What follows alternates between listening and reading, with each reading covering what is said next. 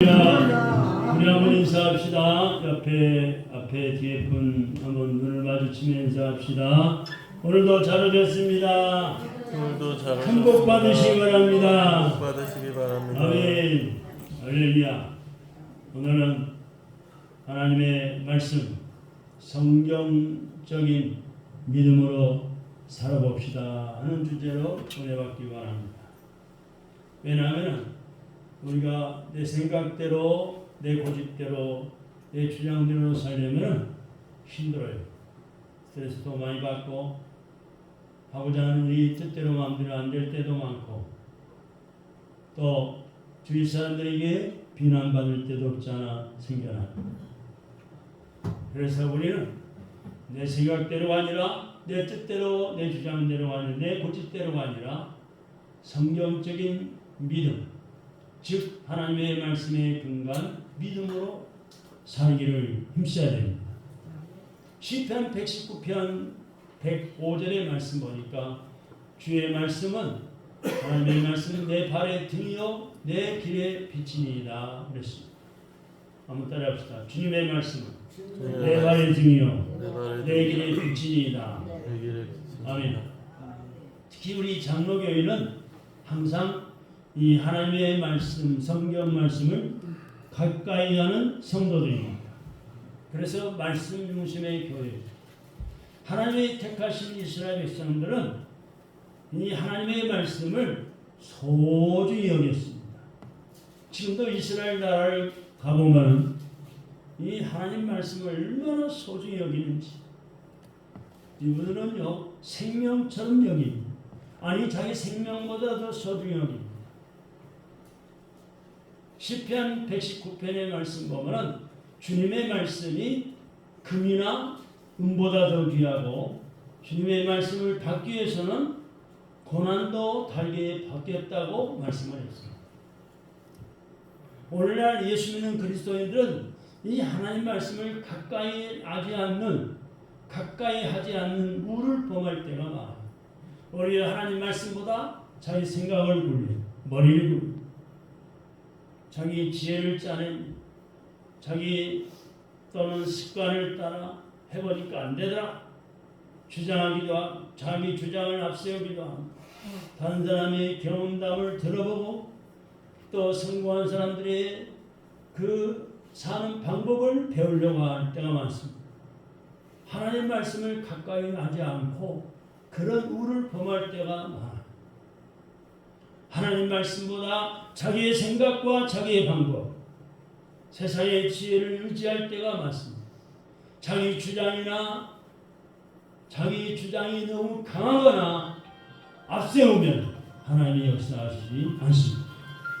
내 마음대로 해봐라. 하나님께서 네 마음대로 내 고집대로 해봐. 그러니까 여러분들 아는 사람과 대화를 나눌 때 그 사람 자기 주장이 너무 강하면 멀리 해야 합니다. 가까이 하면 스트레스 받아요. 그 사람 그 주장, 고집을 꺾으려면 내가 스트레스를 받아요. 꺾기 힘들 뿐만 아니라 꺾이지도 않을 뿐만 아니라 오히려 내가 스트레스를 받는. 여러분, 이스라엘의 초대 왕이 있죠. 누구죠? 사울 왕. 이스라엘 나라의 초대 왕 사울 왕은 하나님의 말씀보다 자기의 생각과 계획을 앞세우다가 결국 하나님께 버림받고 비참한 처를 맞이하고 말았습니다. 우리가 하나님의 말씀을, 이 성경 하나님의 말씀을 소중히 여겨야 할 이유가 있습니다. 그게 뭘까요? 첫 번째는 하나님의 말씀을 통해 하나님의 거룩한 뜻과 오묘하신 뜻과 깊은 뜻을, 계획을 알 수 있기 때문입니다. 왜 그런 거 아니? 이 세상은 나의 삶과 또 화와 복받는 것은 내 마음대로 할 수 없잖아요. 네? 여러분 한번 궁금해 생각해보세요. 다들 거의가 다 병들지 않고 다치지 않고 평생 건강하게 살기를 원해요. 그런데 아플 때가 와요. 병들 때가 찾아와요. 약해질 때도 오고 갑자기 사고를 당할 때도 있고. 저라면 저나 여나 똑같아요. 저도 지금 아픔이 있어요. 이 생기 석굴 하나가 너무 거북해요. 폈다 오를 때마다 통증이 있어요. 수개월 됐어요. 낫질 않아요. 병원에 안 가봤지만은 또한 눈에는 또 백내장이 있어요. 여러분, 이게 내 마음대로 못하잖아요. 누가 이런 이 불편함을 겪기 원하는 사람 누가 있겠어요? 여러분, 깊이 한번 생각해 보세요. 사업하는 사람은 사업이 항상 잘 되기를 바라요. 직장인은 월급도 많이 받고 승진하기를 원해요. 자기도 하나 회사를 차리고 싶은 마음도 있어요. 그러나 내 마음대로 안 되는 거예요. 왜 그럴까요? 내가 나를 주장하고 내가 복을 받고 화를 받는 내 마음대로 할 수 없기 때문에 누가 하시나? 나를 지으신 하나님의 아버지께서 나를 이끌고 가시는 것. 하나님 아버지께서 하나님의 말씀대로 이루어지게 나를 쓰시는 거예요. 여러분, 사람이 각각 성격도 다르고 알고 있는 바도 다르고 욕심도 있고 다 별별 사람들이 다 있는데 여러분, 지금 정치판을 보세요. 여야 정치가 지금 대립 상태에 있잖아요. 국회의원들이 국민들이 대선에서 일할 수 있는 이 국회의원들을 투표에 뽑아놔서 선한 일, 좋은 일 하세요. 나라 발전을 위해서 일해 주세요. 그랬는데 법을 어기면서 못된 짓을 하면서 인마이 폭행하면서 별의별 국회의원이 다 있잖아요. 우리 생각 같으면 그런 자들을 다 싹 갈아치워야 되는데 그것도 지금 마음대로 못하고 있잖아요. 다 자기 뜻대로, 자기 고집대로, 자기 주량대로만 하려기 때문에 그래요. 그러나 안 된다는 말씀. 자기 주량대로, 자기 생각대로, 자기 뜻대로, 계획대로 안 되는 거예요. 왜? 하나님이 만드신 세상이고 하나님이 만드신 우리 인간 사람이기 때문에 하나님의 말씀을 통해 하나님의 뜻대로 계획대로 되어준다는 사실입니다. 그래서 우리는 무엇보다도 하나님의 말씀을 소중히 여기고 하나님 말씀 성경할 때 하나님의 뜻과 계획을 바로 알고 살아갈 때 우리의 가는 길이 열리고 형통하고 강건하며 누리며 살아갈 수가 있는 것입니다. 하나님의 말씀은 우리가 어떻게 하나님을 영화롭게 하며 즐거워할 수 있는지를 알려주는 유일한 규칙입니다. 우리 인생에 사는 목적이 뭐라고 했죠? 하나님을 영화롭게 하고 그 하나님과 영원토록 즐거워하는 것이 우리의 삶의 목적입니다. 그래서 성경 하나님 말씀을 통해서 우리가 하나님을 영화롭게 드리는 방법을 배우고 하나님과 즐거워할 수 있는지 어떻게 하면 하나님과 즐거움을 누리며 살아갈 수 있는지 그걸 익히고 배우는 거예요. 하나님의 뜻과 우리를 향한 하나님의 계획을 알고 싶을 때 하나님의 뜻과 나를 향한 하나님의 계획을 알고 싶을 때 우리는 어떻게 하냐? 하나님의 말씀으로 돌아가야 합니다. 하나님의 말씀은 우리를 하나님께로 인도하는 유일한 길이 되는 것입니다. 할렐루야. 두 번째는 하나님의 말씀은 오류가 없는, 잘못이 없는 참된 권위의 말씀이기 때문입니다. 하나님의 말씀은 전혀 오류가 없어요. 잘못된 부분이 없다는 말입니다. 참된 권위를 갖습니다. 신구약 성경 66권의 말씀은 정확하고 무오한 오류가 없는 진리의 말씀인 것입니다. 하나님은 영감으로 성령의 감동하심으로 영감으로 1500년 동안에 걸쳐서 40명의 저자들을 동원시켜서 글 쓰는 사람을 동원시켜서 이 하나님의 말씀을 기록하게 하셨고 하나님의 뜻을 우리에게 오류 없이 명확하게 오늘날까지 전해주시고 계십니다. 또한 성경은 우리에게 하나님의 뜻을 전하는 데 충분합니다. 하나님의 뜻이 뭘까? 하나님의 마음이 어떤 마음이실까? 나는 하나님의 자녀인데 내가 하나님의 뜻을 어떻게 알고 살아갈 수가 있습니까? 성경에 다 답이 있어. 하라, 하지 말라. 또 복받는 방법이 있어. 그래서 다른 어떤 부교재가 필요 없어요. 세상의 다른 책과는 질적으로 다른 가치를 가지고 있습니다. 그게 성경 말씀.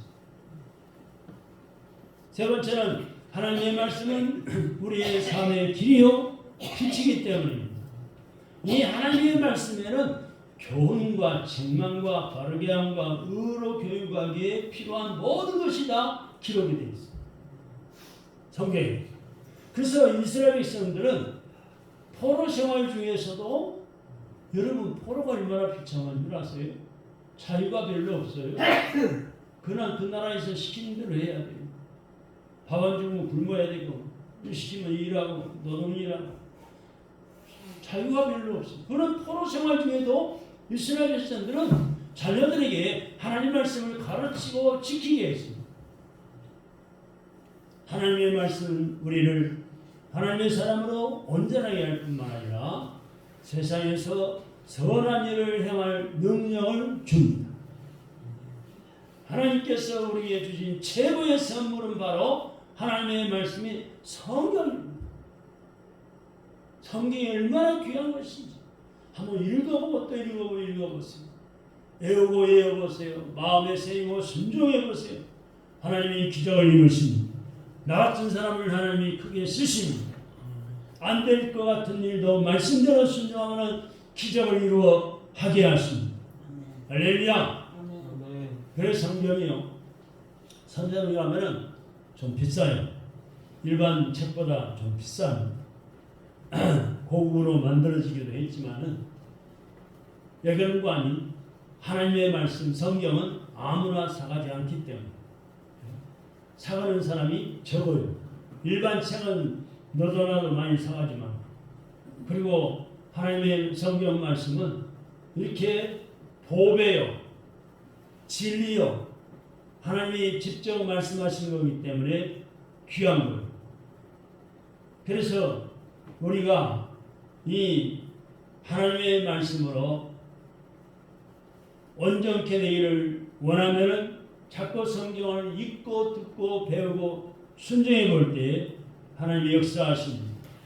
하나님께서 우리에게 주신 최고의 선물은 바로 하나님의 말씀인 성경인데 이 하나님의 말씀을 받은 우리들은 하나님의 말씀을 귀하게 여기면서 기쁨으로 순종할 때 하나님이 기적을 이루는 삶을 살게 주십니다. 안 될 것 같은 일이 됩니다. 길이 열립니다. 하나님 말씀을 읽고 듣고 묵상하며 지키는데 우리는 그러므로 열심을 내야 합니다.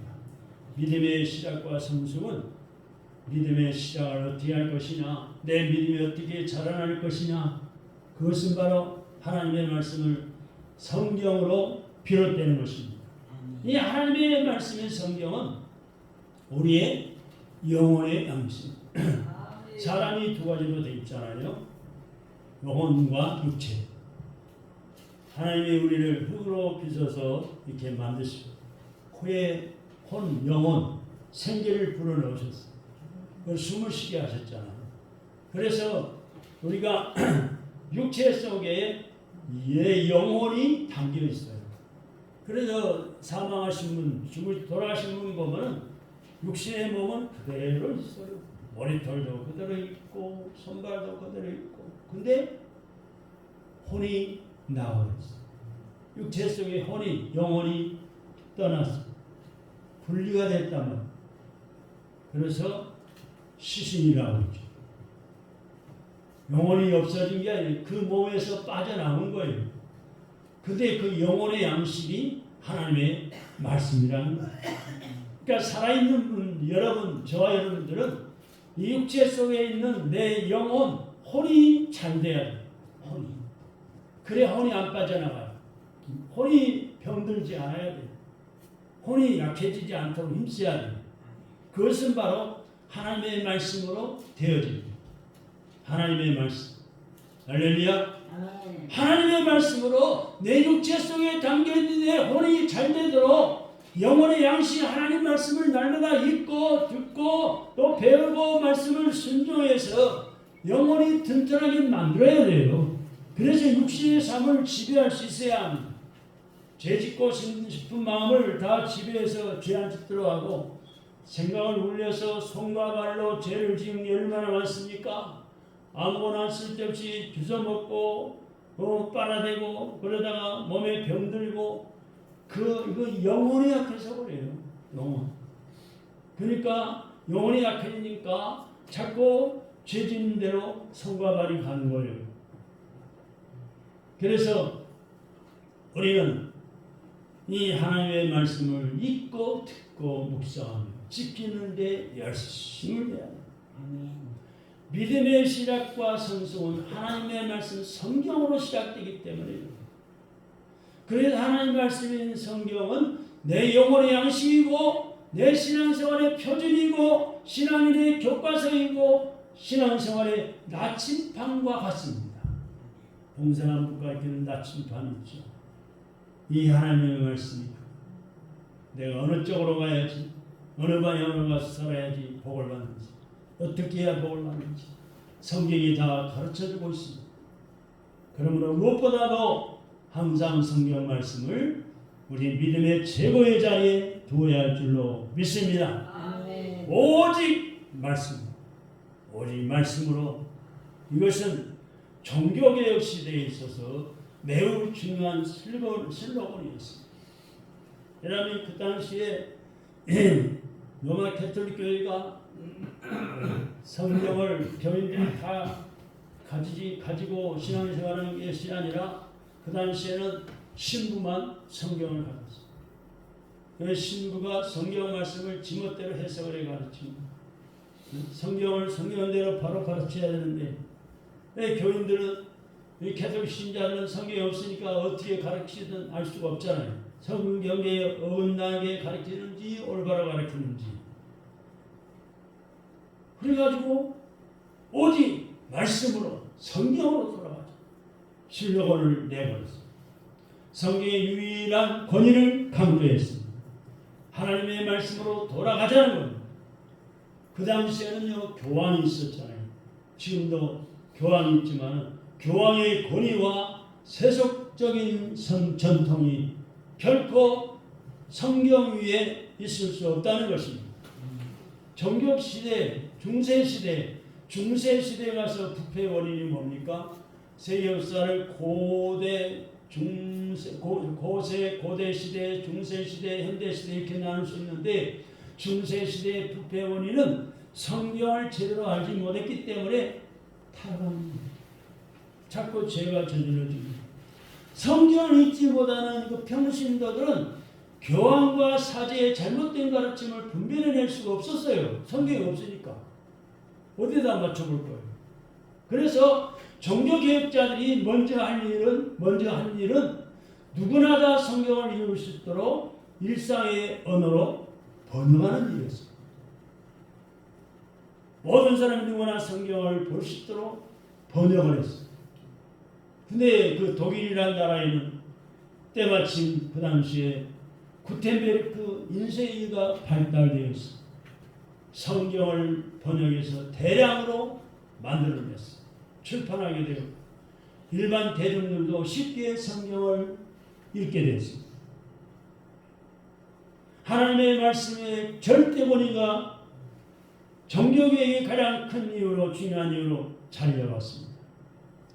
거기에 어떤 것도 더해지면 안 된다는 것입니다. 그게 종교개혁입니다. 여러분 돈 벌면 하면 유럽에 여행하면서 독일이라는 나라에 가보세요. 종교개혁 시대의 발자취를 그대로 볼 수가 있어요. 어떻게 개혁이 이루어졌으며 개혁을 이룬 종교개혁을 하면서 얼마나 피 흘리며 싸웠는지 볼 수가 있습니다. 그래서 중세시대 로마 가톨릭교에서는 교황의 말을 성경 말씀과 동등하게 똑같이 취급했어요. 교황의 말이나 성경이. 또 어떤 경우는 교황의 말을 성경 말씀에서 더 위에다 두기도 했어요. 그래서 교황은 성경을 해석할 모든 권한을 가지고 있었어요. 오늘날에도 우리가 사용하는 신구약 성경, 이 정경 66권 외경을 정경처럼 인정하는 자리 없지 않아 있습니다. 극소수지만은. 그래서 종교개혁자들은 성경만을 절대 권위로 인정을 했습니다. 성경 외에는 어떤 권위의 말도 없다. 교황의 말도 성경 위에 올려놓을 수 없다.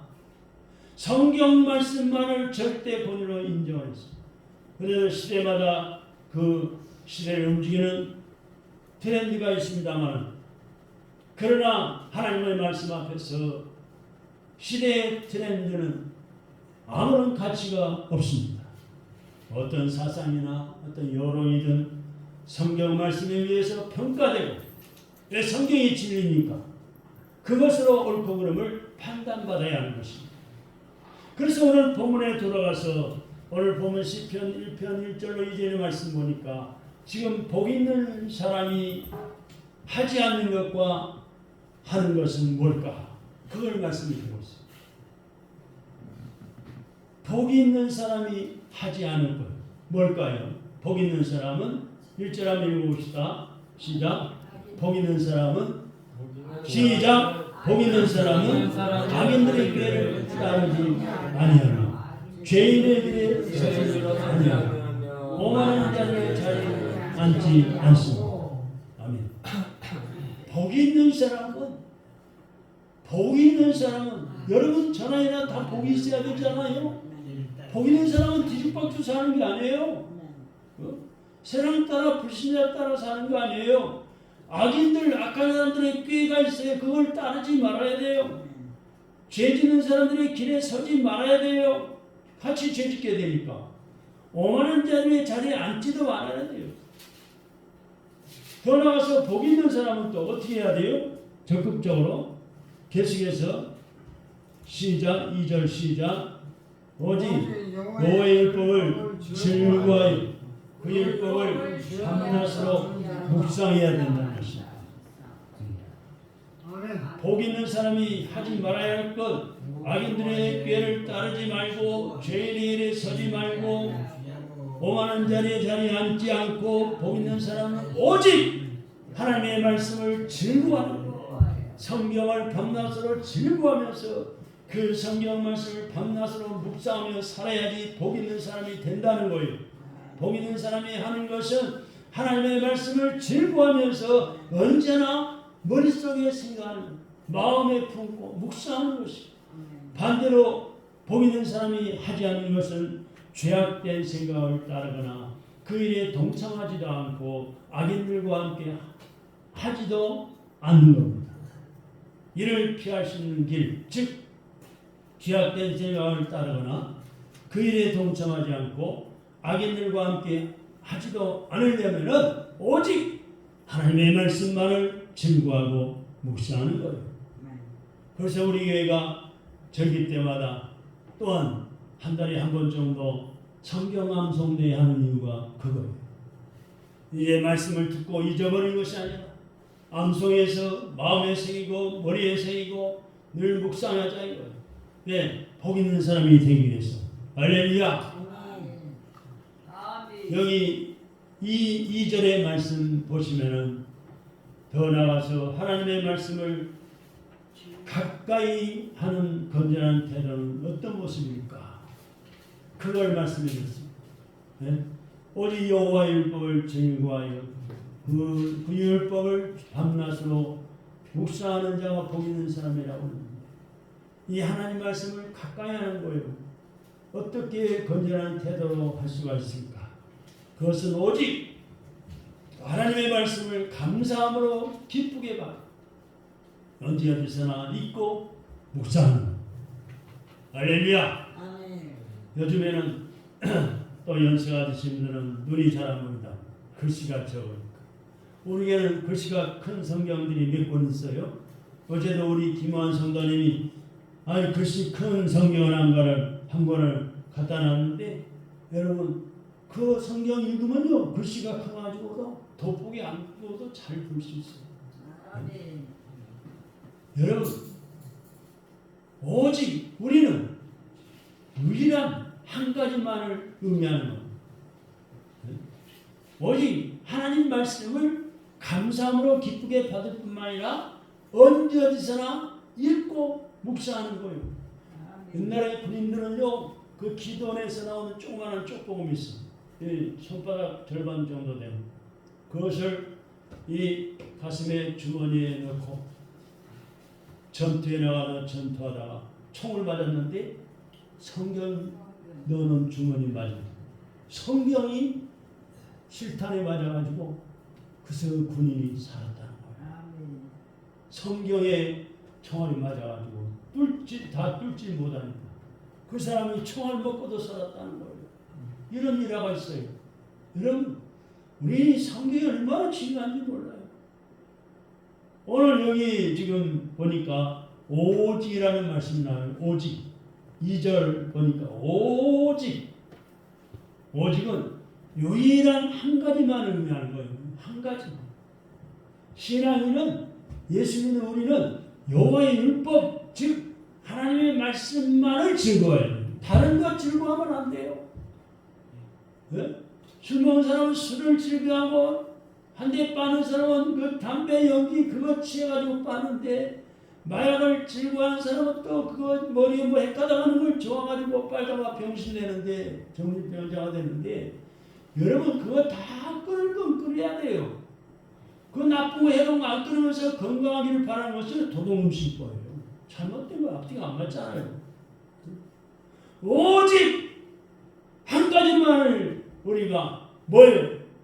오직 하나님 말씀을 감사하고 기쁨으로 아멘 아멘 하면서 언제서나 말씀을 또 읽고 묵상하는 우리 예수 믿는 사람은 오직 하나님의 율법, 하나님의 말씀만을 즐거워해요. 즐거워하는 것은 말씀을 읽기가 얼마나 유익한가를 보여줍니다. 아울러서 묵상을 하되 밤낮으로 묵상하는 거예요. 주무시기 전에도 오늘 말씀을 또 묵상해보고 생각이 안 나면 성경을 읽어보고 또 일어나면 말씀을 읽어보고 아침이든 저녁이든 말씀을 늘 묵상하는 거예요. 단순히 읽는 것이 아니에요. 참된 묵상은 말씀을 마음에 새기고 되씹는 것을 의미합니다. 마음에 새기고 반복해서 되씹는 거예요. 그래서 3절에 가서 말씀 보니까 3절입니다. 말씀을 가까이 하는 사람을 무엇에 비유했고 어떤 유익이 있다고 했습니까? 한번 어떻게 비유하고 무슨 얘기 있는지 읽어봅시다. 3절 시작. 그는 시냇가에 심은 나무가 철을 따라 열매를 맺으며 그의 잎사귀가 마르지 않으며 그가 하는 모든 일이 다 형통하리로다. 시냇가에 심은 나무로 비유를 했어요. 말씀을 가까이 하는 사람을 시냇가에 심은 나무에 비유했어요. 여러분, 메마른 땅이 아니라 산비탈이 아니라 시냇가에 심은 나무는요 어때요? 시냇가에 물이 흐르니까, 바로 옆에 물이 흐르니까 물을 마음대로 빨아올리고 메마르지 않습니다. 융나무가 잘 자란 잎이 피고 꽃이 피고 철을 따라서 열매를 낼 수 있다는 거예요. 마른 가뭄에도 시냇가에 심어진 나무는 살아남을 수가 있습니다. 하나님의 말씀을 가까이 하는 우리 성도들은 힘든 세상의 역경과 환경에서도 불구하고 생명을 누리며 열매를 맺는 삶을 살 수 있습니다. 총선이 끝나고 어떻게 그렇게 결과가 나올 수 있느냐? 어떻게 이렇게 야당들이 많이 당선될 수가 있느냐? 뭐 국민의힘당은 뭐 무슨 당은 왜 그렇게 적게 나왔느냐? 누가 배반한 게 아니라 배소리가 다 들리는데 이런 역경과 환경 속에서도 하나님의 말씀을 가까이 하는 성도는 생명을 누리고 열매를 맺는 삶을 살아갈 수가 있습니다. 아멘. 거기에 타하지 말고 말씀으로 돌아가야 합니다. 말씀이 있고 묵상하고 가슴에 새기고 순종할 때 여러분, 저와 여러분은 복을 누리며 살 수가 있는 것입니다. 에레미야 선지자도 여호와의 말씀을 의지하는 사람을 이렇게 비유를 했어요. 뭐라고 비유를 했는가 하니 에레미야서 17장 7절로 8절에 보니까 그러나 무릇 여호와를 의지하며 여호와를 의뢰하는 그 사람은 복을 받을 것이라. 그는 시냇가에 심어진 나무가 그 뿌리를 강변에 뻗치고 더위가 올지라도 두려워하지 아니하며 그 입이 청청하며 가뭄은 해에도 걱정이 없고 결실이 그치지 아니한 같으리라 그랬습니다. 하나님을 의지하고 하나님을 의뢰하는 저와 여러분들은 복을 받게 된다는 거예요. 이런 어려운 시국에서도 정치판 속에서도 하나님을 의지하고 하나님의 복을 받아 누릴 수 있기를 주님 이름으로 축원합니다. 성경을 가까이 하는 삶은 구체적으로 그 어떤 태도인지 생각해 보시고 성경을 가까이 하는 삶의 유익을 여러분 한번 나눠보시기 바랍니다. 주일날 오면은 그냥 정치에 쓸데없는 세상 이야기하지 마시고 내가 이번 주간을 지내며 이렇게 말씀을 또 순종하게 읽어봤더니 은혜가 돼 이런 축복 유익이 있더라 나누는 거예요. 시편 19편 10절에 보니까 순금보다 더 사모하고 몸에도 좋고 입에도 단 꿀처럼 먹고 싶어하는 자세가 말씀을 가까이 할 태도인 것입니다. 할렐루야. 시편 기자가 그 살던 그 시대에 맛있는 먹거리 중에 하나가 꿀이었어요. 꿀. 그 시대는 맛있는 먹거리가 꿀이었어요. 산이 많고 푸르르고 벌이 많으니까. 시편 119편 103절에 보면 주의 말씀의 맛이 내게 어찌 그리 단지 내 입에 꿀보다 더하니다. 또 디모데후서 3장 16절 17절에 보니까 모든 성경 하나님의 감동으로 된 것으로 교훈과 책망과 바르게 함과 의로 교육하여 유익하니 이는 하나님의 사람으로 온전하게 모든 선한 일을 행할 능력을 갖추게 하려 함이라고 말씀했습니다. 할렐루야. 여러분 저와 여러분들이 하나님의 말씀으로 온전하게 되어서 모든 착한 일을 행할 능력 있는 삶을 살아가시기를 주님의 이름으로 축원합니다. 성경 읽으면요 모든 일에 모든 면에 유익하고 전 인격이 온전하게 잘못된 길을 갈 때는 바로 잡아줘. 성령이 내 마음을 감동시켜. 그거 잘못됐지 않냐? 고쳐라. 자꾸 마음속에서 머릿속에서 말씀이 떠오릅니다. 착한 일을 할 수 있도록 동기도 부여해줍니다. 성경을 말씀을 읽고 말씀대로 규칙적으로 행동하면은 온전한 삶을 살 수 있게 되는 것입니다. 여러분 우리가 잘 알지만 미국의 16대 대통령 하면 다 아시죠? 아브라함 링컨 대통령. 역대 대통령 중에 가장 훌륭한 대통령일 뿐만 아니라 세계적으로도 존경받는 대통령이었습니다. 사실 이 아브라함 링컨은 아주 가난한 농부의 아들로 태어났어요.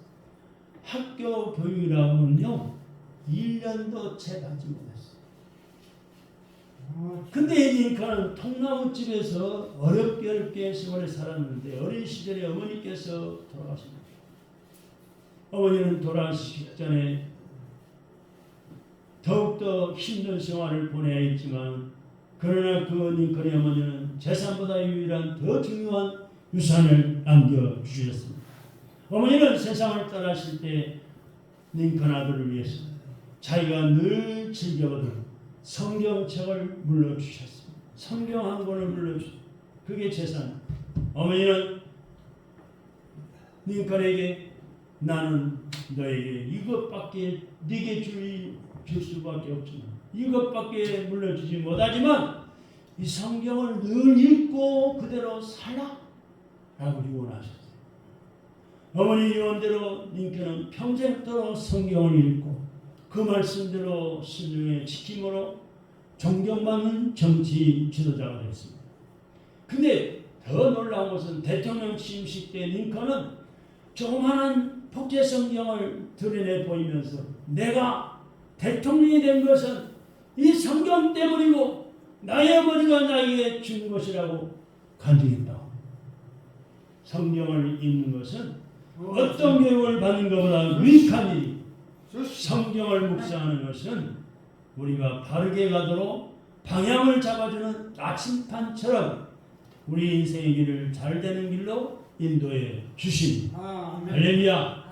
무엇보다 하나님의 말씀을 깨닫고 말씀을 기뻐하시고 순종하여 복받는 삶을 살아가시길 주님의 이름으로 축원합니다. 기도하겠습니다. 하나님 아버지 감사합니다.